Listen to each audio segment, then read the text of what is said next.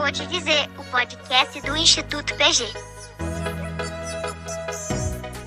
Olá pessoal, sejam muito bem-vindos ao nosso terceiro episódio do Vou Te Dizer, o podcast do Instituto PG.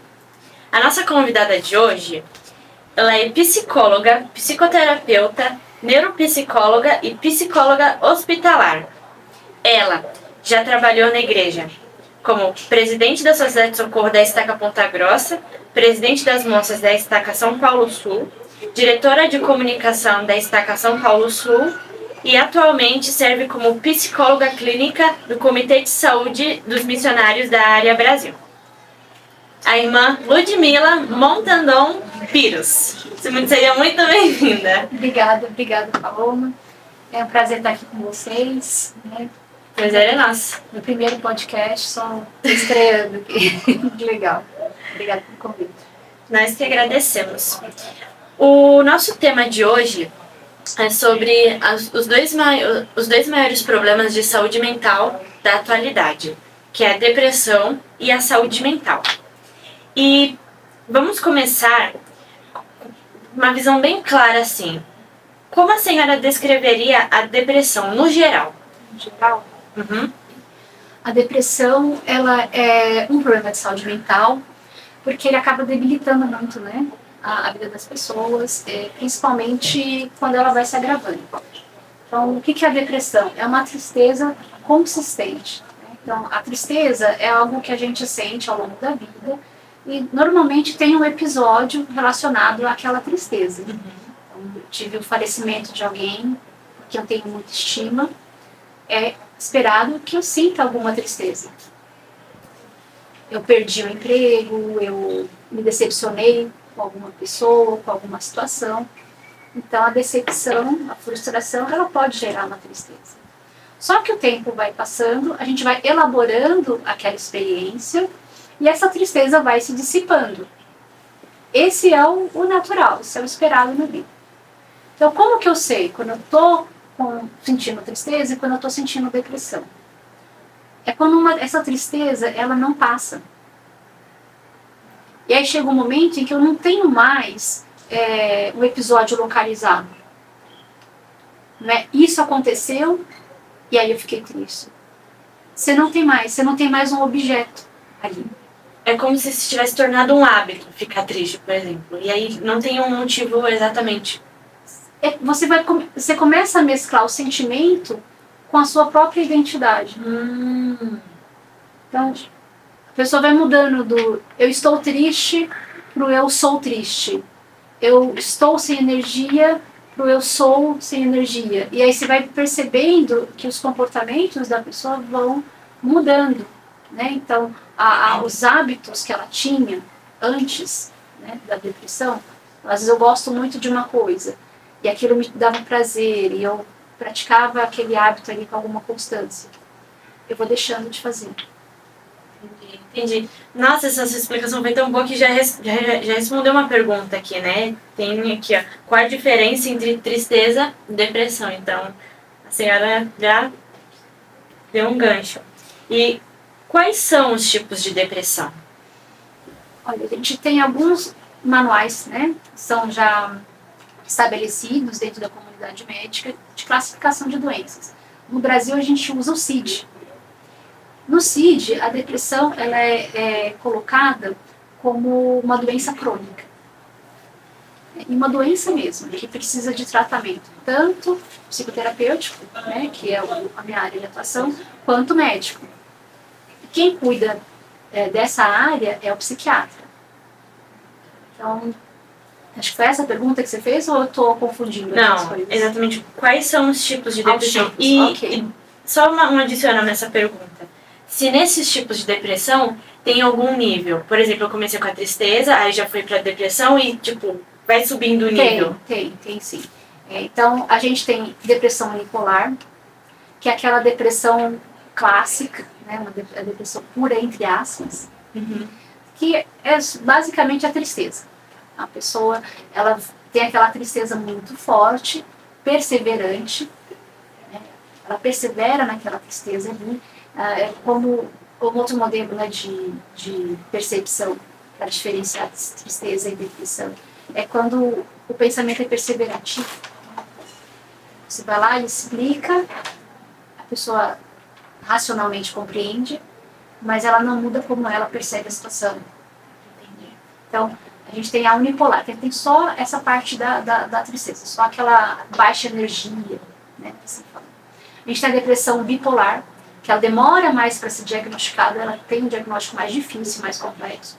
Então, dificilmente a gente consegue diagnosticar logo de cara, porque ela tem uma variação ali, né? Então, tem períodos de tempo em que a pessoa tem esse comportamento com sintomas mais de tristeza, de baixa energia, e dali a pouco ela começa a mudar e entra num outro quadro, que a gente chama de quadro de mania.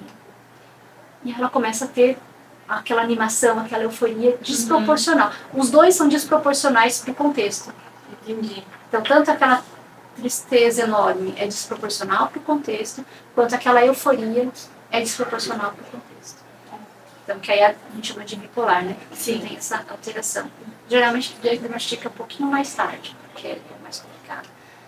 A gente tem depressão psicótica, também, que é uma depressão mais complexa, mais grave.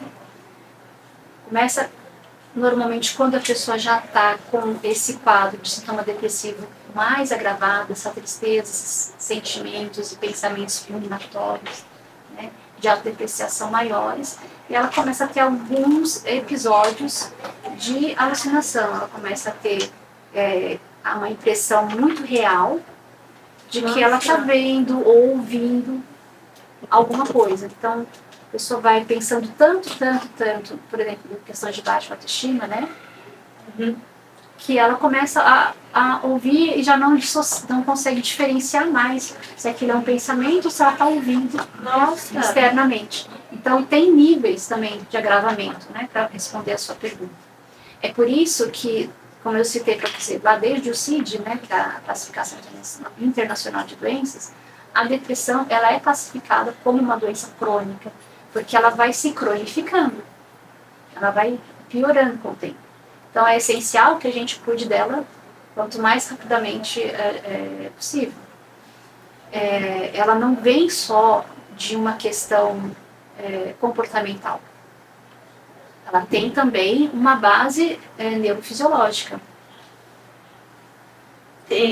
Tem uma pergunta relacionada a isso, mas pode continuar. Então, a gente pode ter episódios que vão auxiliar de maneira negativa, né? Esse auxiliar é um auxílio negativo, né? Para a instalação de um quadro de depressão. Quando o contexto de vida da pessoa é muito desfavorável, as chances de que ela desenvolva depressão são maiores. Então, pode ser que ela desenvolveu ali o quadro depressivo. Dali, eu até me perdi aqui na pergunta aqui. Tá falando do CID, né? Se você começa a tratar logo no comecinho aquela tristeza consistente, a chance dela melhorar, como qualquer outra doença, é muito grande. Entendi. Só que por que o CID classifica ela como crônica? Né, como doença crônica? Porque uma vez que você teve depressão, você vai precisar ficar esperto, né, a vida toda com sintomas, porque aumentam as chances de você ter outros episódios. Entendi. Então, quando essa depressão está nesse primeiro estágio, ela é mais fácil de ser tratada, de ser curada. Sim.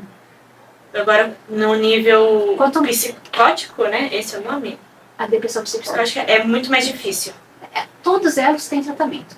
Sim. Acho que isso é o mais importante. Todos têm. Todos Mas têm uma tratamento. cura, de fato... Olha, dependendo da abordagem psicológica, tem alguns que nem acreditam em cura, né? Acreditam apenas na melhora ou no modo de lidar ali. Mas há um conceito maior de que há cura. Mas olhando para esse momento, né? O que acontece? A nossa vida ela é fluida. Não é porque eu bebi essa água aqui agora, né? Que nem tem água, tá, gente? Não é porque a gente está bebendo essa água aqui agora que amanhã não vai ter sede de novo.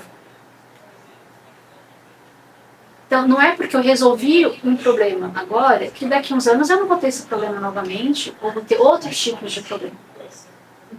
Não é por isso que a gente vai ao médico com regularidade? Sim. porque a gente vai se fazendo tratamentos preventivos, ou porque tem uma predisposição genética para alguma coisa, a gente vai mais vezes. Então, a depressão, ela também precisa ser cuidada dessa maneira. O fato de eu ter tido agora um cuidado com a minha depressão, fez um tratamento com médico, com psicólogo e etc. Estou bem.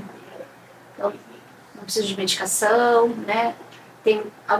Quando a depressão ainda é leve, normalmente nem precisa de medicação no comecinho, né? Dá para a pessoa ir saindo do quadro com a psicoterapia, uma boa psicoterapia e o engajamento do paciente, né?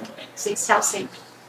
Dá, mas ela é crônica por isso, porque você vai ter que cuidar sempre, você vai ter que estar ali de olho. Entendi. Ela sempre vai ter, ele pode ter gatilhos. Exatamente, você pode ter gatilhos para que ela volte. Entendi. E além dessas alterações emocionais, há uma alteração cerebral, certo? Sim, Pode falar mais sobre isso? sim. A depressão, ela tem bases neurofisiológicas também. Então, a gente tem algumas linhas que são mais com esse olhar biológico, que enxergam muito a depressão só por esse olhar biológico. Mas eu acredito no global, né? Então, assim, o nosso cérebro, ele tem uma habilidade chamada neuroplasticidade, ou seja, ele se modifica, para melhor ou para pior.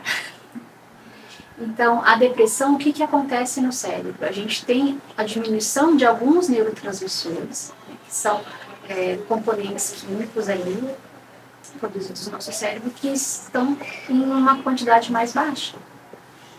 A gente tem menos serotonina, tem menos dopamina, ou seja, esses neurotransmissores, eles em baixa quantidade, né, disponíveis, na baixa disponibilidade deles, vão fazer com que você tenha menos energia, se acione menos os circuitos de prazer. Então, a depressão não é só comportamento que você vai tratar, não é só o entendimento que você vai tratar, por isso que é bacana, essencial, você incluir um profissional médico no cuidado. Porque essa parte também vai precisar ser olhada com muito carinho. O cérebro, ele é um órgão sensacional, me encanta, né? Tanto que por isso que eu fui para a área de neuro depois. Mas se você olhar para ele e falar para ele, olha, tenha vontade e melhore, e a gente faz isso como cultura muitas vezes, né? Vira para uma pessoa com depressão e fala assim, o que você tem aí para reclamar? Sua vida é tão boa. Mesmo quando você fala com uma pessoa que tem diabetes, fala, por que você não fala com o seu pâncreas? Vai lá, produz insulina. Você não faz isso com diabetes. Por que você vai fazer isso com depressivo? Essa aí foi um tapa na cara para muitas pessoas. Mas você vê como não faz sentido? Uhum. Sim. Entendo. Né? Ninguém encontra o infartado e vira e fala assim, fala pro seu coração trabalhar direito. Não faz isso. Por que alguém que tem dificuldades, né, ou problemas de saúde mental, as pessoas acham que simplesmente é força de vontade? Gente, não é, tá? A nossa mente habita um corpo, ela não tá solta no universo, né? Não é uma energia, ela habita esse corpo. Então a gente precisa olhar para esse corpo. É muito mais além dos pensamentos, né? Vai além dos pensamentos, com certeza. Tem gente que fala que é frescura. Não, de jeito algum. Existe, às vezes é uma má conduta em relação aos diagnósticos. De achar que qualquer tristeza é uma depressão. Gente, eu tô de TPM, eu tô com depressão. Não, eu tenho TPM, eu sei como que é TPM. Não é uma depressão. Por que ela não é uma depressão? Porque ela está localizada.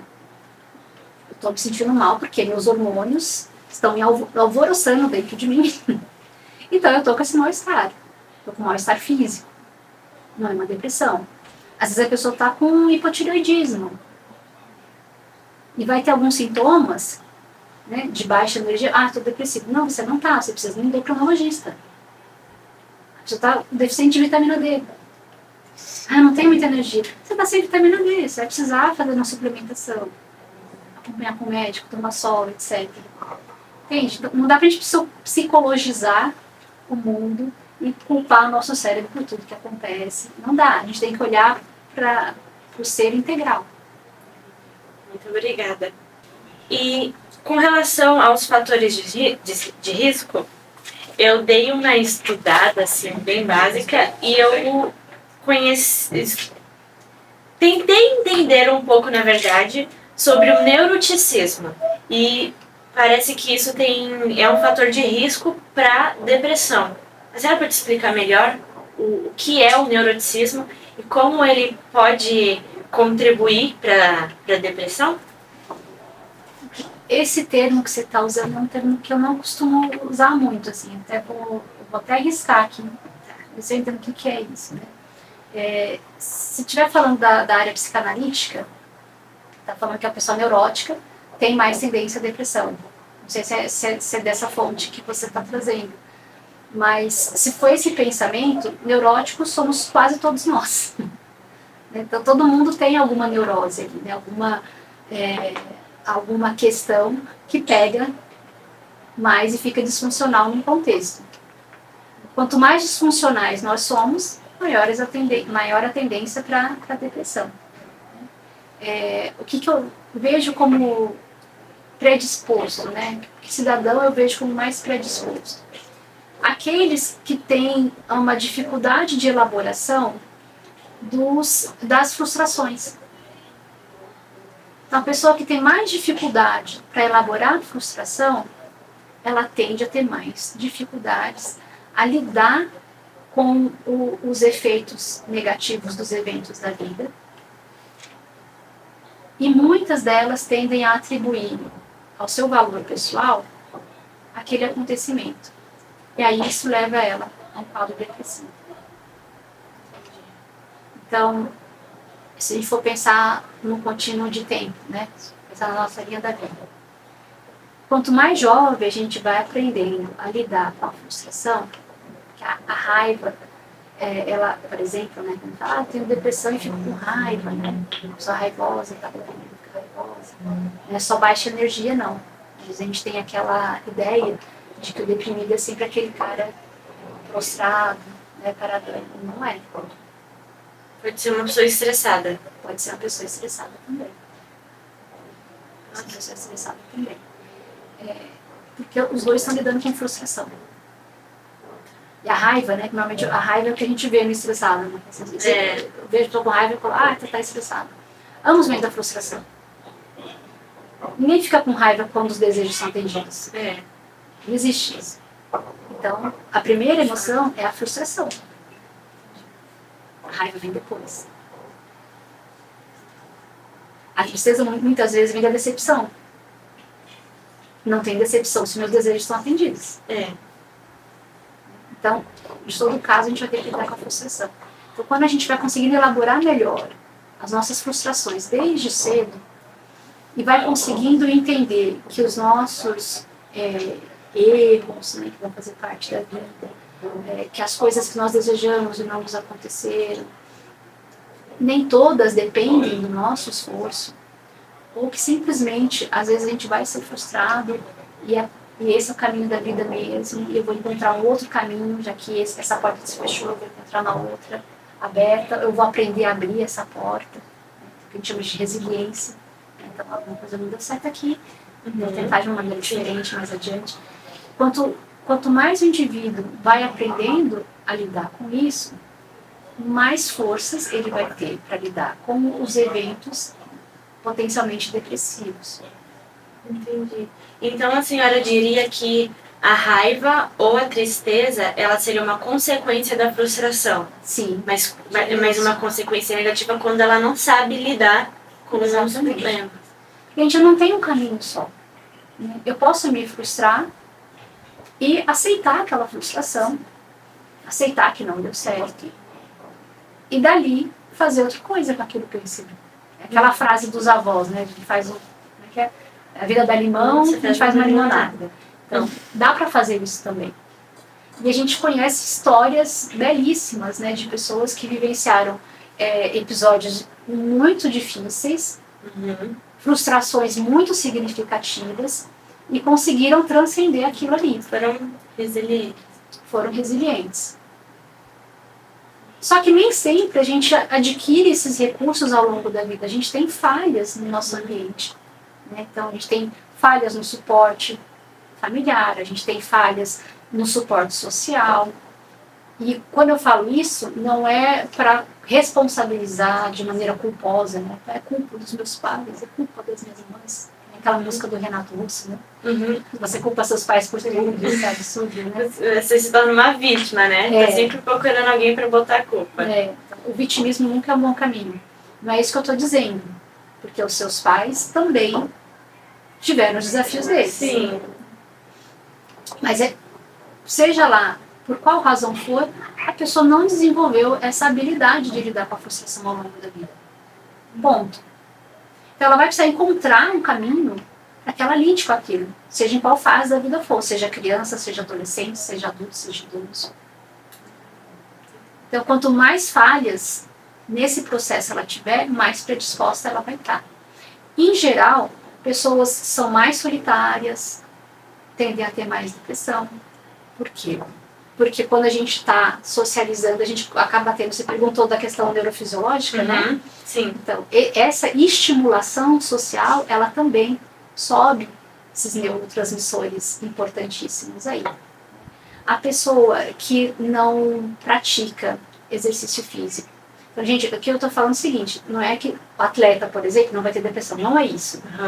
É que você está favorecendo, né, o seu corpo e o seu ambiente para que você tenha mais condições de lidar com os desafios. Não é que você não vai ter os desafios. Entendi. Não é? Sim. Então, assim, o exercício físico, a socialização, você ter propósito, né? Encontrar um senso de propósito. Então, é muito comum a pessoa depressiva, ela não vê propósito na própria vida. Não vê propósito na própria existência. E quando ela começa a socializar, ela às vezes encontra ali o propósito dela. Então, quando ela começa a se permitir experiências, ela está favorecendo o encontro com esse propósito. Legal. E o bacana é que a senhora dá uma resposta que já liga com outra pergunta. Que a senhora acha, né, que, na verdade a senhora já respondeu, que uma boa qualidade de sono, alimentação, atividades físicas, interação social ou até mesmo meditação podem ajudar a tratar ou prevenir a depressão? Eu acho que pode facilitar e ajudar a pessoa a ter uma melhor saúde mental. Isso é certo. Para todos os problemas mentais? Para todos. Né? Assim, o sono é essencial. A privação de sono, assim, já tive pacientes assim, que psicotizaram mesmo por privação de sono. Com coisas gravíssimas. Assim. Então não dá para não dormir. Você precisa dormir bem. Né? Então, privação de sono, perigosíssimo. Então, precisa dormir bem, precisa movimentar o corpo, precisa se alimentar adequadamente. Porque tem vários estudos aí dizendo que quanto mais inflamado o corpo tiver, por exemplo, né, o cérebro inflama, como eu falei, o cérebro faz parte desse corpo, não pode deixar ele de fora. Então, se o corpo está inflamado, isso vai acontecer também. Então, tudo isso vai favorecer. Socialização também, porque ajuda a ter um senso de propósito. E tudo que eu estou falando, Paloma, é generalidade. Estou falando de generalidade, é no geral. Mas cada caso é um caso. Porque a sua história de vida vai ser diferente de outra pessoa, que vai ser diferente de outra pessoa. Então, todo cuidado na área de saúde mental, acho que na área de saúde, na verdade, em geral, né, ele precisa ser individualizado. Então, aqui a gente está falando de coisas abertas, coisas que vão favorecer. Mas, quando a gente percebe, né, não sei se tem alguma pergunta sobre como que a gente pode ajudar ou algo assim, se tiver, eu já vou entrar nela. Mas pode, ficar à vontade. Né?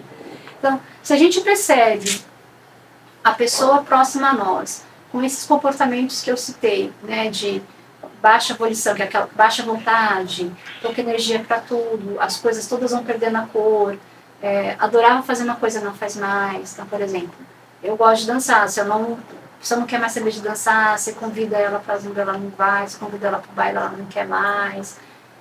Você já começa a ficar desperta ali que ela pode estar entrando num quadro depressivo. E falta de apetite também entraria nessa lista? Entra a mudança no apetite, ela também é um sintoma. Então tem pessoas que comem mais, tem pessoas que comem menos. Entendi. Respondeu sim uma pergunta. Quais são alguns... Na verdade, como os pais, professores, líderes podem identificar alguns sintomas nos jovens, principalmente? E aí a senhora falou que a interação social ajuda o indivíduo a receber, né, a identificar um propósito. E eu pensei na pandemia, né? Acho que foi por isso que os números Nossa, foi terrível. aumentaram. A pandemia foi terrível, terrível. O sofrimento das pessoas foi uma coisa absurda.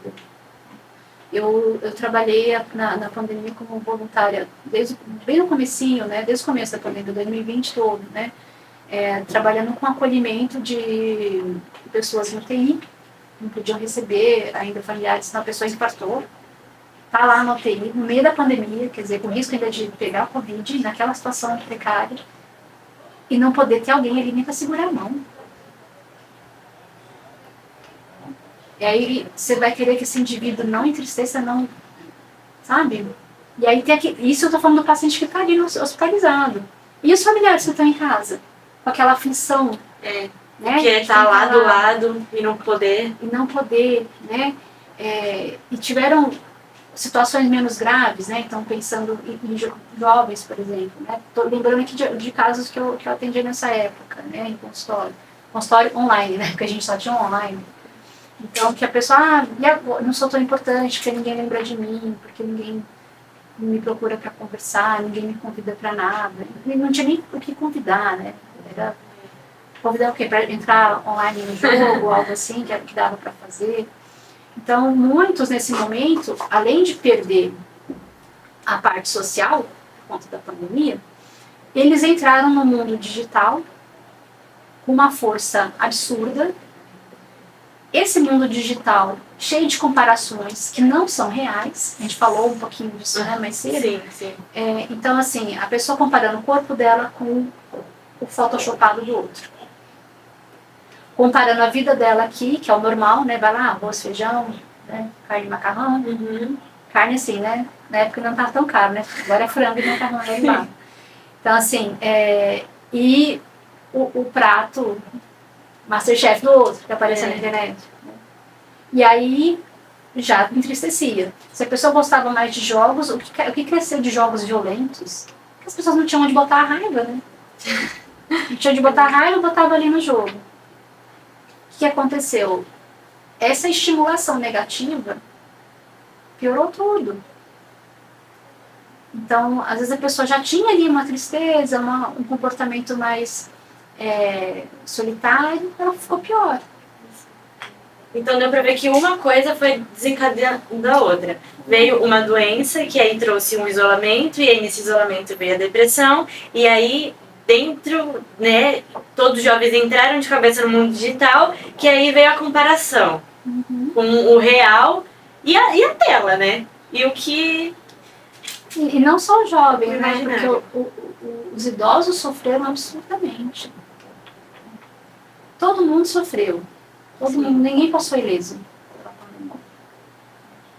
Ainda temos muita sequela disso. Mas os idosos sofreram absurdamente. A gente está aqui falando de depressão e a gente tem um público mais jovem, né? A gente está falando de instituto. Mas a depressão, o índice maior, né? Estatisticamente é entre idosos. Inclusive o índice de suicídio, a depressão, ele é um fator de risco para o suicídio. Né? Sim. O suicídio costuma ser maior entre a população idosa do que entre a população jovem.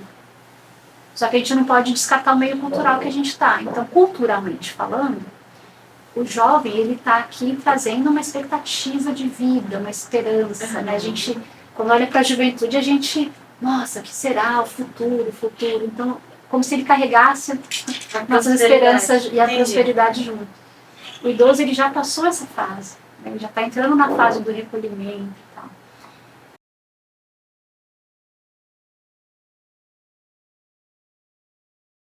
Vou te dizer, o podcast do Instituto PG.